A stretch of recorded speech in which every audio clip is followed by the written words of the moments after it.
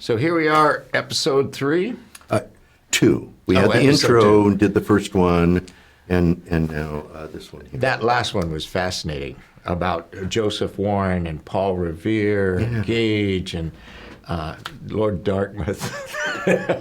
Tell me, are we going to more about this secret spy agency? Well, there is an iteration of that, and so, the first one is the writers, both writers going out and coming back. What? You said both writers? I only know about Paul Revere. Okay, Paul Revere, but Dawes was the second writer. Oh, that's right, Dawes. Okay. Yes. Revere goes north, Dawes goes south. They meet in Lexington.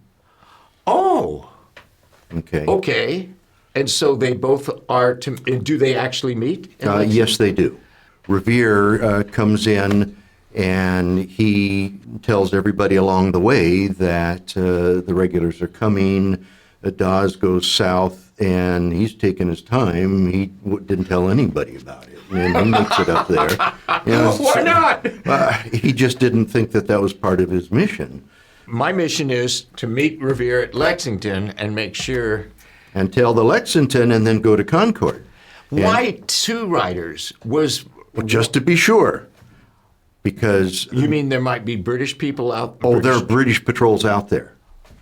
Did Warren know that? He was aware of that. Huh. But he depended on the writers. But he depended on 2 writers. 2 writers. Just 2? Yes, just 2. Huh. So 1 north, yes. 1 south, right. Meet at Lexington. Right. And 1 is warning all along the way. That's Paul Revere. And 1 is just going straight to Lexington. Right. Tell me more about this. Well, there's some surprises I had. Again, I'm not from New England. When Revere gets to Lexington, then he shouts as he goes by the Reverend Clark building. Uh-huh. And that's where Hancock and Sam Adams are. The 2 most wanted people on the list. Yes. And the British are coming right through there. Do the British know that they're there? I don't know that. That didn't come out. But Revere must have known because he shouted at the building. Yes. The regulars are coming. Yes, and they said, oh, people are sleeping in here. Keep your voice down. And, of course, he said, you're gonna have more noise than just me. and then Dawes come up, and then they start heading toward Concord. Do Hancock and Adams leave? Or do they stay? Well, we don't know. Well, that'll come out later on in this episode. Oh, my goodness. All right, great. Okay. Yeah. But he has accomplished part of his mission. Is to save the number 2 at the top. Yes. And so he goes with Dawes, and they're headed to Concord, and then that British officers, and again, some say there were 2 or 3, others say there were more of that stopped them. So Revere and Dawes are now riding together? Together toward from Concord. Lexington From Lexington to Concord. Right. Why are they going to Concord? Because the militia is there, and they want to warn them that they're coming. So meet at Lexington, warn that militia, then together go to Concord. Right. That seemed like a genius move on Warren's part. Yes, and they had prepared for this eventuality. Okay. And so Parker gathered the Lexington militia, and they were at Lexington Green. Parker is in charge of the Lexington militia. Captain Parker, yeah. He had served in the French and Indian War, was well respected. Okay. So they were called out, and actually the Cambridge Committee of Correspondence had already notified Captain Parker because the surprise attack took 4 hours to get from Boston to the mainland to Cambridge, and there wasn't a surprise anymore. And I didn't realize that either. There was church bells and bonfires and everything going on, and so Cambridge militia noticed that and warned them, and so that's why Parker got the militia out, 70 to 80. And I say 70 to 80 because I've seen numbers in between 70 to 80. So which was it? I don't know, somewhere between 70 and 80. So that's another part of when you're putting something together. How do you do it in a way that is informative, gets the story going, and is as factual as you can be? Now, is this all at night still? This is at night, yes. This is well, actually early morning by this time. The British started getting on the boats at 10 p.m. It was about 2 a.m. in the morning when they sent Major Pitcairn out, and Lieutenant Colonel Smith followed later on. And so, 2 columns. An advance guard. Okay, an advance guard yes. and the major. Yes, the main but column. it already, Revere and Dawes, they headed out before 1 a.m. To Concord, so they were a few hours ahead of them. But the British Patrol gets it, and there are two. The British Patrol what? The British Patrol that was that had already gone through Lexington and Concord. These were officers, kind of just On horseback. on horseback. Thank you. They were halfway between Lexington and Concord when Dawes and Revere was there. the patrol. Grabbed him. But before then, as they were just a little ways out of Lexington, they were joined by Samuel Prescott. Who's he? Well, he's a doctor, and he's out for some reason this early. Was it to see a patient? Oh, yeah. Was it something else going on? Why was he out so early?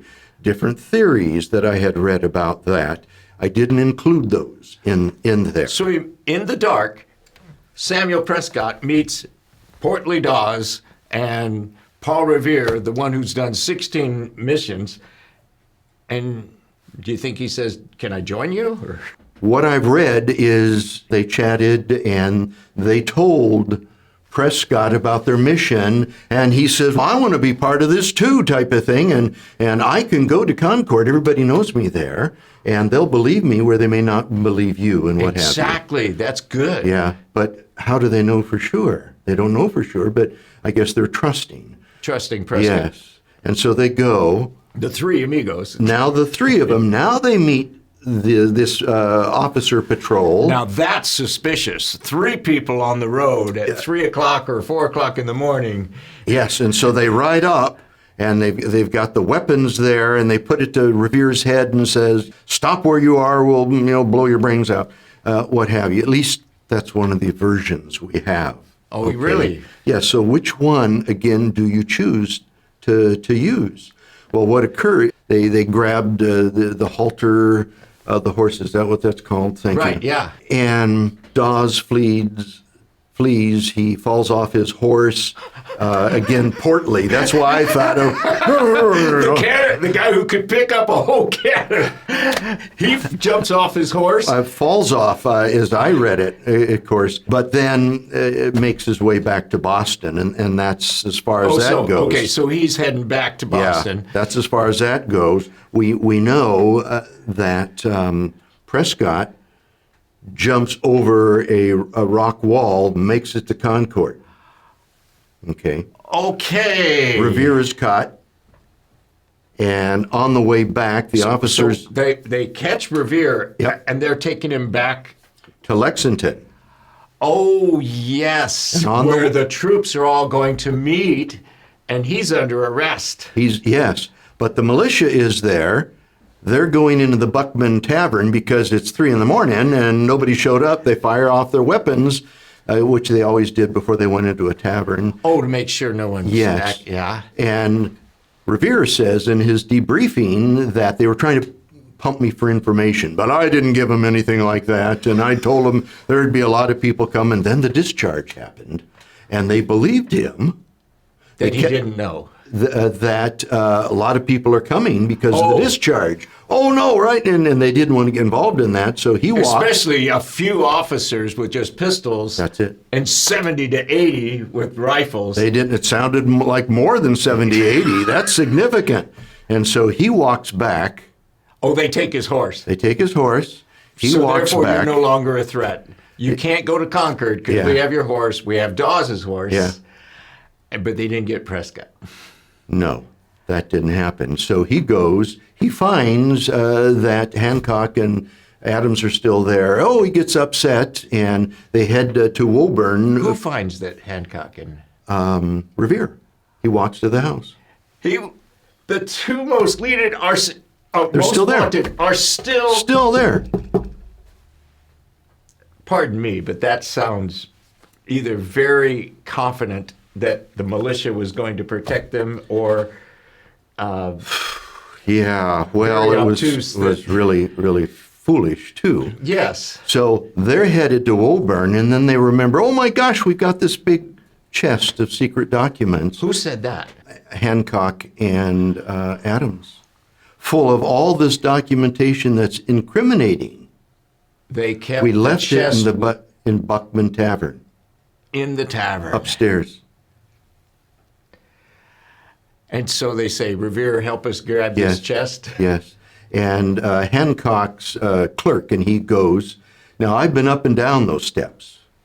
Really? Yes, and it's a big chest. And, The chest is there? it's in the museum, but that's where the chest came down. It would be heavy. If you were on the downside and they lost control, like that. But they were able to do it and then carry it across the green where the militia is before the British troops show get up. Yes, and they're carrying it across the green. This is like a comedy. It is. That's one of the versions of that. There are other versions again. So what do you choose? That seemed to be So most Revere, probable. Hancock, and Adams carrying this heavy chest to hide it. Apparently, they thought the tavern was not a good place to hide it. Apparently. Where did it go? I have no idea. What Yeah. was in it? I have no idea. Oh, But what if Prescott had not shown up?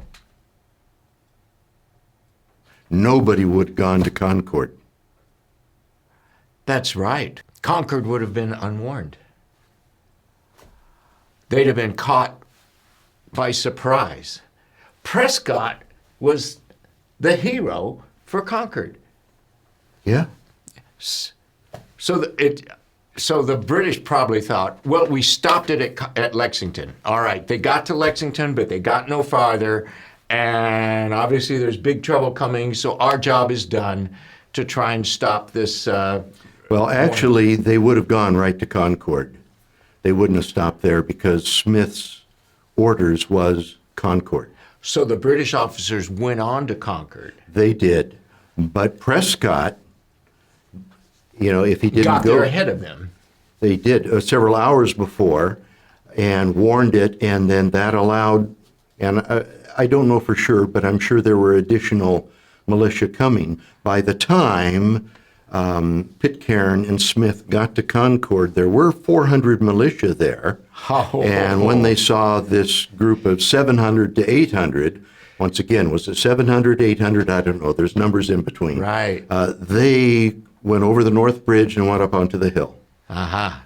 Okay. Makes sense. Yeah. What if Prescott Had never made it. had never made it to Concord? Would there have been no militia there? I would think so. Yeah. I mean, at Lexington and Concord, the only ones that were there was 70 to 80. Yeah. Where was all the neighbors? How many British would you say were coming? 700 to 800. Only 200. 70 to 80 would have been Oh, my insignificant. gosh. And And it so- would have stopped. It would have Yeah. been crushed at Lexington, and then they would have marched unopposed to Concord, because by the time they heard the firing at Lexington, they couldn't have assembled how many? 400? 400 on the hillside. Wow. So Prescott makes it to Concord. Dawes and Revere comes back to Lexington. Dawes goes back to Boston. Correct. What happens next? Okay. Well, Prescott gets there. He alerts the Acton militia as well. Mm-hmm. And so Prescott made that happen. Now, one of the questions is, what was he doing at 1 a.m. in the morning? Exactly. Okay. Well, on our website, or on our Facebook, George Washington Speaks Facebook, as he watched these 4 episodes, a guy says, and his name is Ron, I hope it's okay for me to say this, Ron Wheeler, and he says, what do you know about Sam Prescott?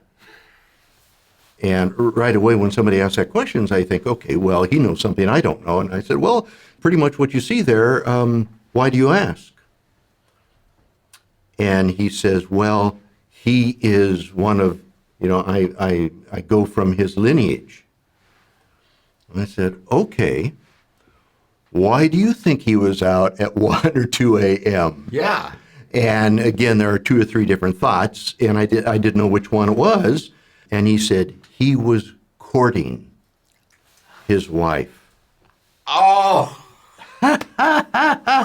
Amazing. That's Yes. beautiful. Yes. He was coming back From courting his wife. wife. Isn't that sweet? And he meets these 2 guys, Yeah. Dawes and Revere, Yeah. who tell him, we're heading to Concord, and we're going to warn the Yeah. record revolution is about to begin. And he And- says, can I join you? Can I join you? And he does. He does that. Now, what And he's the one who gets through. he is. But again, you look into his backstory. His fiancée was Lydia Mulligan. And you know we have Mulligans living here in our Yes, town? we have Mulligan Road. Yes. Ha. I wonder if it's any relationship. I don't know, but now we know it goes all the way back there. Vern, this makes it important for people to comment and because they open up leads and Yes, information. yes. So them replying and asking questions and commentaries, that opened up that whole venue for you, didn't it? Yes, as a matter of fact, I should get a hold of the Mulligans. Yes. And see if they go back to revolutionary times. Unfortunately, Prescott was, at a later engagement, was captured, and he and many others were imprisoned in Halifax, Nova Scotia, and was one of 10,000 men that died on those prison ships. Prescott died. He did, a miserable death. And his wife waited until 1783, his fiancée, until she allowed herself to get married to someone else. She was that faithful. That adds so much humanity to this story. Doesn't it? Instead of happily ever after, it's like, whoa, he pays the ultimate price. Yes.